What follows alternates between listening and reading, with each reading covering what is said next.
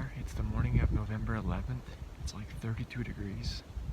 It didn't really freeze last night, but this is the first cold morning we've had in a long time. You know, it's been like 60s and 70s all of last week, and overnight lows were like 50 degrees, so it's been pretty warm. This is the first cold day, so hopefully today will be like a really good day for deer movement. I'm set up on public land. Behind me is like probably a 200 to 300 acre cattail marsh. There's probably deer bedding in there, but I think some of the best bedding is kind of over to my right and over to my left, and this is like a little pinch point. It's like a 60-yard funnel between a lot of cover and a lot of cover, but then again there's a bunch of cover of cattails behind me. But anything that moves through here should be killable. I'm planning on sitting here, you know, midday too, so I'll probably climb down around noon. It sucks because I probably should have set up further back that way. I saw there was some deer trails going in and out of the cattails, and while setting up here, I heard a bunch of crashing around over there. Those deer probably picked up my ground set. It sounded like they ran into the cattails. I don't know what it was. Whatever it was, it didn't blow, like it didn't snort, so it probably was a buck heading out. There's like a ditch of the cattails. There's a few random trees out there.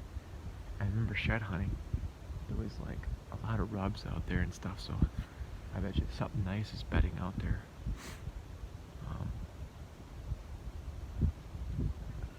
We'll see what happens, I guess. Got a lot of time to sit here, so hopefully something comes by.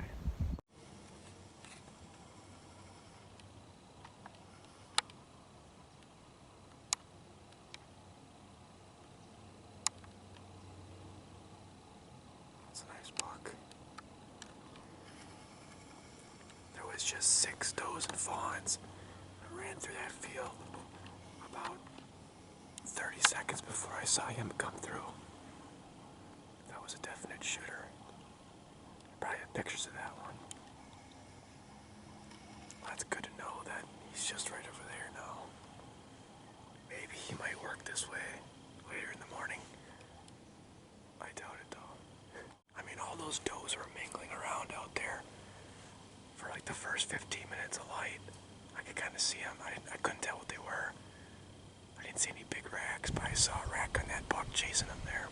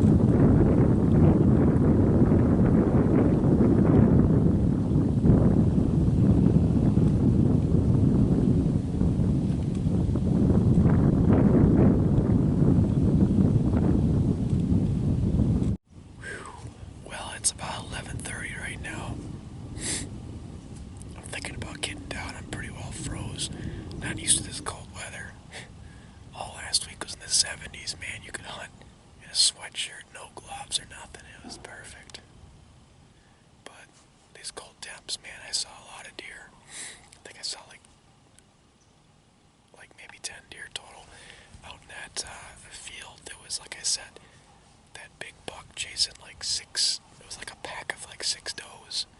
They all went into the big woods up there. I don't know if I got any good footage of that buck or not, but it was pretty good size. It looked like on the camera at least.